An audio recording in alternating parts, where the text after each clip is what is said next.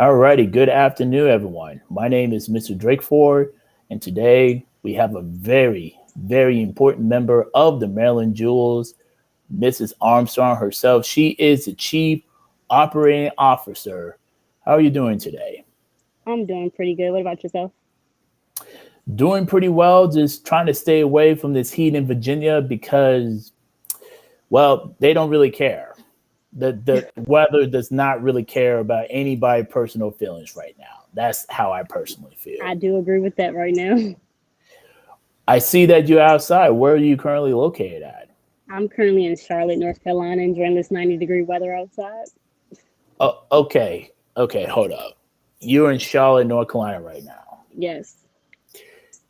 Correct me if I'm wrong, but I could have sworn that I saw you this past Saturday when the team was playing against the Queens, the Steel City Queens in PG County, Maryland. Absolutely. I drove up there after my training on Friday night, caught the game on Saturday, was able to help Shannon coach, drove back to Charlotte on Sunday morning. Okay, so I've been around the East Coast a couple of times, been driving up and down I-95, I-85, all that good stuff, did a couple of road trips. But for those who are not familiar with that particular drive, could you please tell the audience what is the normal commute? Keyword normal, because Northern Virginia and DC does not care Yeah. about anybody's personal feelings at certain time periods. Roughly 6 hours if you don't hit that traffic. And Lorton is between Lorton, Quantico area. It's kind of staying stillish. So driving up, it was about 6 hours. Driving back, it was more 7.5. So yeah, it's pretty rough. Okay, y'all, I want you to understand this very, very importantly. Mrs. Armstrong, oh, we'll get it back in a second. Just guys, I don't think you understand. Like, we're just getting started with the interview, but I don't think you understand the level of commitment that is involved. The team, the Maryland Jewels, is from PG County, Maryland. She is driving from Charlotte, North Carolina to go see the team play and then go right back down to Charlotte, North Carolina afterwards. That's not an easy thing to do. It's not an easy thing to do. We should be, hopefully, should be coming back momentarily because we definitely have a much, we need to have this discussion of what it takes to run an organization. And we have one of the best people in the business, Ms. Armstrong, in terms of that. But we're just waiting for her to come back. We kind of lost her temporarily. So kind of just, bear with us for a second. We'll be right back.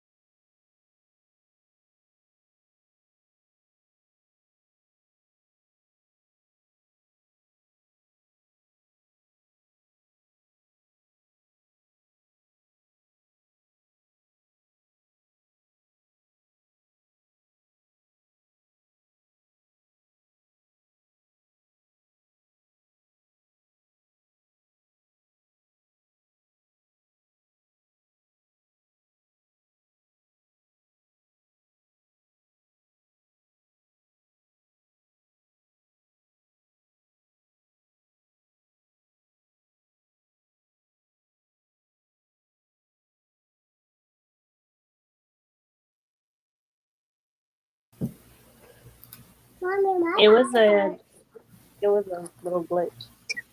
It said the temperature was Oh, too hot and it cut my phone off. oh no. Oh no. Not the temperature. Yeah, when we were speaking about the weather, the iPhone gave the alert that it was too hot outside. So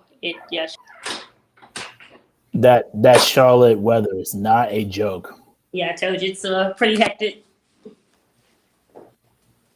But I'm back. Sorry about that. No, you're totally fine. I was just letting the audience know, just the difficulty and the amount of time that you've committed, for this organization. Yeah. I can tell you right off the back, most people will have a very difficult time saying, okay, you know what? Cool. 6 hours up the road, 6 hours back, no problem. Yeah, I said, but Friday when I drove, I got up at 5 that morning. I had to go to training. I'm a officer outside of doing stuff for Maryland Jules. So I got out of training. After that, got right on the road, drove straight back up to Maryland. Okay, so you're also a police officer. Yeah, I'm Oh, always for my community. Anything that I can do to be a part of the community, improve it in any way, I'm pretty much for it. okay, so I already know that from the people that I know who are friends who are also police officers, law enforcement. I understand that y'all's schedule at times are very hectic and also very random at well. Yes. So with my agency, we rotate shifts every 2 weeks. So you'll do 2 weeks of day shift. After that, you do 2 weeks of night shift. So it fluctuates back and forth. So outside of that, too, finding time is always an interesting factor. It definitely seems like there's a lot of balancing acts that you have to do. Yeah. Police officer, COO, the Maryland Jules, mother. It's a lot of different hats. Most definitely. I enjoy them all. It keeps me on my toes at all times. Makes me a well-rounded person. I can see that. I can definitely see it's definitely keeping me on my toes. Just thinking about all the different things that you have to do. Um, okay, so police officer, COO, mother, anything else that you do that the normal person who's in your position Um, will probably not be doing, just because they probably won't be saying in the men brave, we're just going to keep it 100. well, team mom of my son's football team. I also coach him while he's not at practice. So he plays football. So I also work with him with that. But other than that, I think I'm pretty normal. Play the violin here and there. Oh, okay, and even a musician. Okay, that is a lot of wow. Okay, that is a lot of different things that's going on here. Okay, yeah, I'm impressed. Like, if you see me just like, yeah, that's me just absorbing all these different things. And okay, wow, that is absolutely incredible. All right, so where you went to school at? I went to North Carolina A&T in Greensboro. That's where I actually met Shannon. We played intramural basketball together, and we just clicked from there. So we're kind of inseparable at that point. Oh wow, okay, so both of y'all met up in Greensboro. Actually, not that too far away from Wake Forest University, where Chris Paul, currently playing with the Phoenix Suns. He just got that big 4 million, that 4 year, I think $142 million. Yeah. Whatever the amount is, I know it's more than 100 million. Yeah. That I do know, and I definitely know that Dennis Schroeder wished that he signed with the Lakers when they gave him that offer. Yeah. That's impressive. I'm telling you. Yeah, that is impressive. Well, that kind of lets me know that talent does come from the Greensboro area, North Carolina. That's what it tells me. Met a lot of great people in Greensboro. Okay, so you're from Charlotte. You go to school up there. You do your thing. Shannon, from my understanding, is from PG County. Oh yeah, Also known as I'm from DC. Yeah. okay. All right, now it's making a little bit more sense. Yeah. Okay, so I'm from DC. Shannon's from Maryland. Me and her didn't know each other at all prior to going to college. We both went to A&T, ended up trying out for basketball together. She was already on the team, and that's how I met her from there. We ended up, when our first traveling tournament, I think we were roommates, and we've kind of been inseparable. Me and her both wanted the jersey number 3. And since she was already on the team and I was coming to the team, it was kind of hard for me to get 3. That's where the whole conversation began. Oh, wow. Okay, so both of y'all are from the DMV region, Yeah. but somewhere along the way, you moved down to Charlotte, Mhm. and she's, stay up there in Maryland, around the PG County area.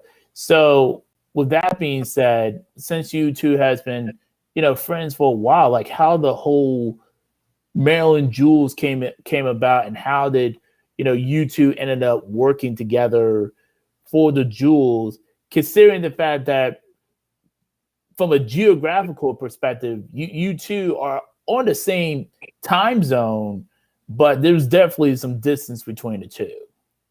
Yeah, Shannon has always had a passion for sports. Like, she loves sports, whether it's watching it, playing it. She is just thrilled all around about sports. She brought the idea that she was going to buy a team at 21. Out of all our friends, Shannon's the baby of the group.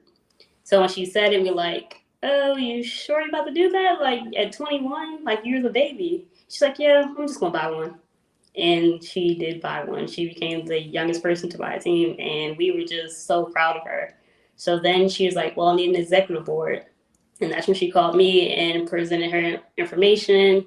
To me, it sounded excellent. I was like, "I'll be, so happy to be a part of it and support you in any way I can." She understands I'm 6 hours away, so I told her if she needs me, call me. Whatever she needs me to do, paperwork, anything, I'll do it. She needs me to drive up there, fly anywhere, I'm there. So when it came to creating the bylaws of the team and all the paperwork that comes before you actually have a team, yeah, I was right there by her side of anything she needed.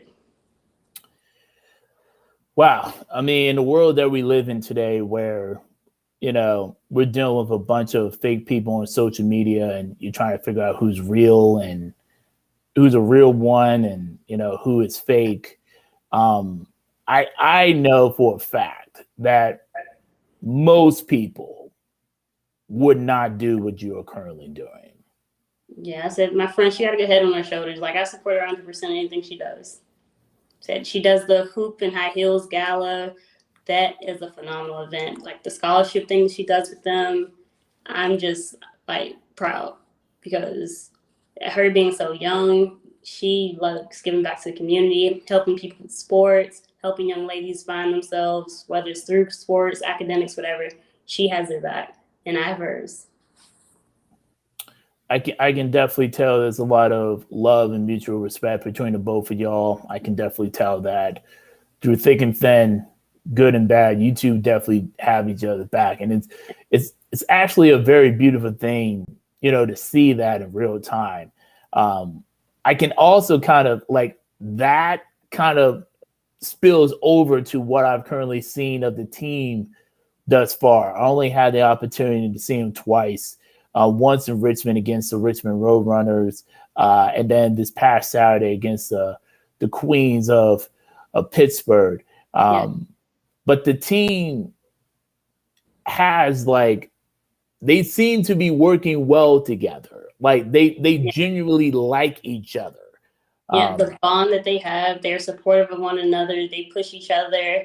I haven't heard the guys bring each other down in any aspect. Our bench is loud when it comes to support. They are yelling 100% on the court, saying what they want everybody to do, what they see, whether the people on the court hear it or not. They are continuously yelling and cheering them on. Every time somebody steps off the court, everybody's giving a high five, giving some type of, "You did good, it's cool, get something to drink, calm down, like, we're good, like, we're going to be good." So I really do appreciate that. Yeah, they're definitely are a fun team to watch. Yeah. I definitely want to say from a defensive effort, they're not a fun team to play up against. Yeah, you guys got to watch out, especially for our top defensive player. Said she likes to shut it down pretty early. Said she's very aggressive, hands-on, and she sticks to her assignment. So I really appreciate what she did for us this past Saturday. She did her job very well. I said her energy level was 100% from the beginning of the game to the end of the game. She just did everything she had to do. And, I'm just want to tell her, I'm super proud. Yeah, I'm pretty sure you're talking about number 23, Brown. Yes, I am. Yeah, she carries a different swagger about herself. Yeah. Said she loves defense. That is her goal right there. Said she has it offensively too, but she will put in some work on defense. It's like she sets a mission to herself before the game, and that's all her eyes on the entire time. Yeah. Yeah, she's built different. Yeah. She had the point guard of still, a little discombobulated, but it's all fun. A little discombobulated. A couple falls, turnovers, just a little discombobulated. It could have been worse. She was not having a good time. Yeah. That's all part of the game. She wanted somebody else to guard her. Yeah, I heard her ask for it too. Yeah, I heard that too, both on the mic and in the game and in the recording as I was doing the video edit. I was like, yo, like, come on now, like it can't be that bad. But then I was watching over the film, I was like, oh, it kind of is that bad. Yeah, it was kind of you might need another person on you to make your life a little bit easier. Memories playing basketball myself and telling me, so maybe you want to lace up and just see if I can get past too. Right, because the way how Brown was locking her up, it was the same way how I felt when I was trying to get back down from Maryland to Virginia, and I got locked up in that DMV traffic. Yeah, shut down again. Oh yeah, like I was not going anywhere. Yeah, just like yep. I was just like, yep, you're going to stay right here and don't move. I'm like, well, okay. I mean, that's just how it is sometimes. But wow, yeah. But with that being said, energy, from the team, good. Defensively, team on point. I did notice, I want to say around the fourth quarter, it was like, because both teams were going back and forth.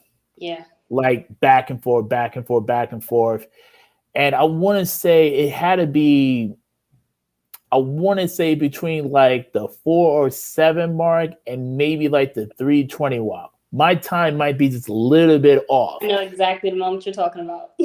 but the team was only down by 6. Yep. It was 61-67, I believe. Yep, that was the score. And then, like, not even in a minute, it just shifted. Like it shifted, and I was like, "Whoa!" Like, what happened?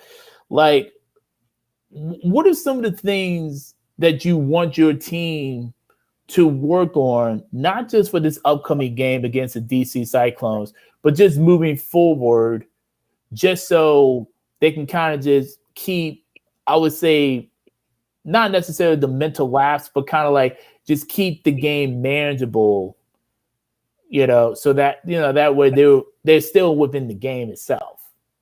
When it comes to the end of the game, it's all about who wants it more, especially in close games. The other team, they brought their energy up, and it's like we stayed the same, if not dropped down a little bit. And when they started scoring more, everybody just slowed down. Like it kept decreasing their energy. Every level just going down the more and more the other team scored. If we could just stay on top, like keep bringing that same energy. It's only 6 points, a couple shots. Go to the finish line. Go to the free throw line. You have to finish. That's one of the major things I kept pushing. You have to make the free throws. They're free points. Every time they went there, it's like the same energy level. It just kept dropping because, as you see, we were losing at that point. I just felt like if they would have had the same energy, not to single any player out, but as Miss Brown did, it would have been okay. Because she just stayed up the whole time, and I know she was getting tired, but she couldn't do it alone. It was a group effort, so we had to give her a break as well. Absolutely. I mean, that's just the thing. When it comes to basketball, it's not like bowling, it's not like golf. It is a team effort. Exactly. Everybody has to do their part, whether it's rebounding, boxing out, the simple fundamentals that we learned early on in life. When the ball is in the air, you jump. You grab it with a sense of urgency. You do triple threat, anything. Get into those fundamental moves, and it will help you progress. Spread out on the court, speak on the court. Whether you're pushing through a screen, you're going to switch on a screen, anything, you guys have to speak. Like our posts, you have to talk. You're behind everybody. You can see backdoor screens. You can see all of that. But if you don't talk, how would your 1, 2, and 3 know what's going on behind them? So just, a few fundamental things that we got to get through. Well, even with that being said, I still believe that the team is a very talented team. Most definitely. They're definitely a team that I personally enjoy watching. They have a great sense of community, a great sense of camaraderie. And, I'm definitely looking forward to them, to see what they're going to do for the rest of the season. Most of them, they're going to bring the show. The community comes out, watch them, whether it's live or in person. It's definitely a good experience to see. The girls will appreciate it. You won't waste your time. Oh yeah, there was definitely a good number of people this past Saturday. I was quite impressed, even like in the middle of a pandemic. I was like, oh, like it's like, oh, like they're coming out. Like, okay, so and fans jumping out their seats. It was pretty good. Yeah, I definitely saw that too. I was like, dang, like maybe I gotta do a better job, advertising, people to come out, with some videos or whatnot. Hopefully that'll be coming out soon, so folks know what's really good, with the Maryland Jewels. Okay, sounds good. Yes, most definitely. With that being said, Mrs. Armstrong, are there any other parting words that you would like to share, with the audience today? Just everybody come check us out, whether it's online, support our fundraisers, our hoops and high heels events, anything. We would just gladly appreciate it. All right, outstanding. Ladies and gentlemen, as well as non-binary people, if you don't identify with either of those two, that's perfectly fine. Mrs. Armstrong, the COO of the Maryland Jewels, as you can tell, she is the modern day superhero, wearing multiple hats, doing a whole bunch of things behind the scenes to keep the Jewels, from an organizational perspective, very, very stable. I appreciate your time today. No problem at all. Thank you for having me. Not a problem. And with that being said, please feel free to tune in on the live stream. You can go to YouTube, type in Maryland Jewels. You will see their live streams. Or if you know that you can come to a game up in Maryland, go check them out. You will not be disappointed. Absolutely. And with that being said, I hope everyone have a wonderful day, and we'll see you all for the next time.